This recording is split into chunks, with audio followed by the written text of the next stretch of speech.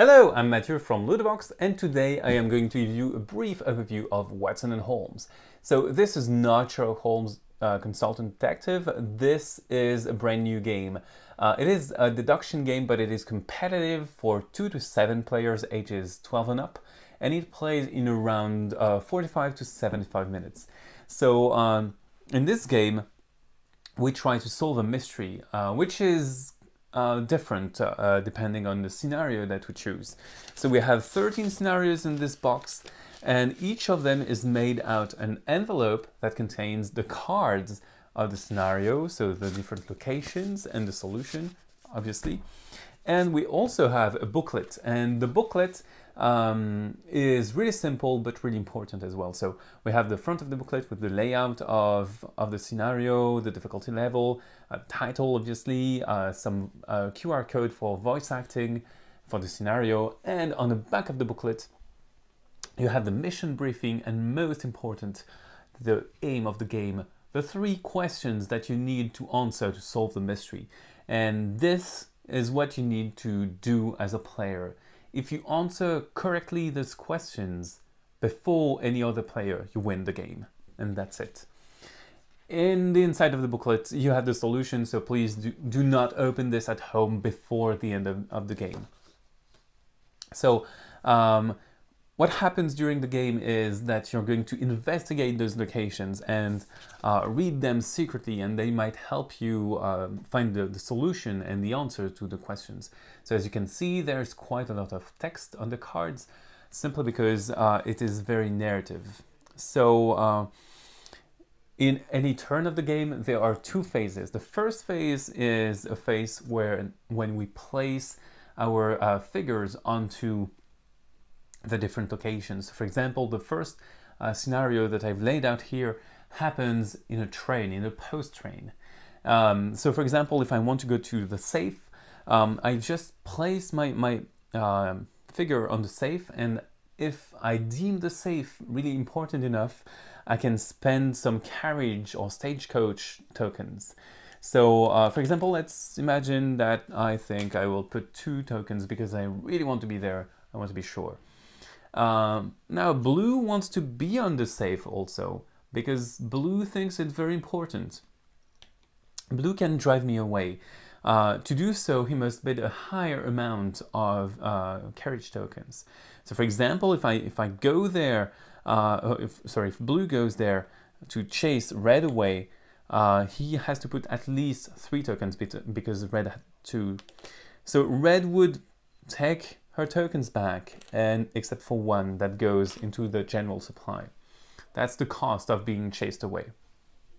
So some of the tiles will give you some bonuses. So for example, this one gives you a lockpick. This one gives you an extra stagecoach token. This one gives you either a whistle to chase the cops away or a cop to block other players.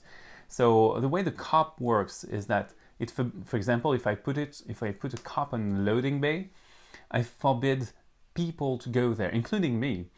But if I'm very intelligent, I could sneak around with the lockpick and peek at the card even though I'm not supposed to be there. Or I could remove it for all of the players, including me, with a whistle. Now, once everyone has a location, we can all secretly look at the cards and take in all of the information that's behind it. So maybe it's a good lead, maybe a false lead, maybe it will give us clues on where to go next. So this is very important to deduce and try to be very logical about it. Now there is another action here, the stagecoach. You could go there and take 3 tokens. So this is kind of an action to get those tokens because they're really the bidding currency. And not as an action, but as a bonus once per turn, people can go to Watson. And for example, if Red really wants to know what's behind the safe, she can go to Watson, pay 4 stagecoach tokens, and then ask Blue to read the text of his card aloud. So everyone can hear what's behind the safe, including red, including yellow, including green. Everyone can know. So this is really expensive, but really worth it. And the last action that we can do is go to Baker Street. So Baker Street is the end of the road.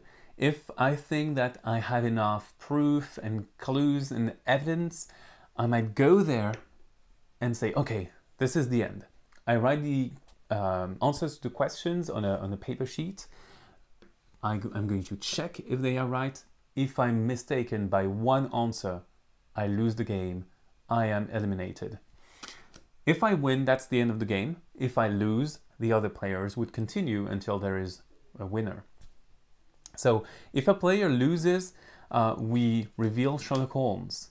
And Sherlock Holmes is something else that you do. You can spend 3 courage tokens to have a choice. Either you consult what the losing players has written, and that player would say, okay, I got 2 wrong answers, or 1 wrong answer, or 3 wrong answers.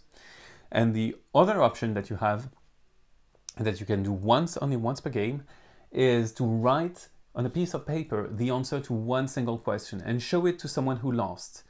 And that someone who lost will tell you, okay, this is the right answer or this is the wrong answer. But you can do it only once per game, and it still costs some courage tokens.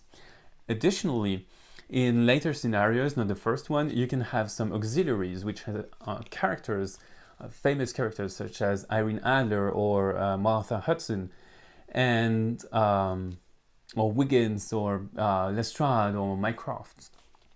And those will present you with a choice, giving you stagecoach tokens, or who would help you during the investigation. Well, I think you know almost everything about Watson and Holmes, so bye-bye and see you on Ludovox.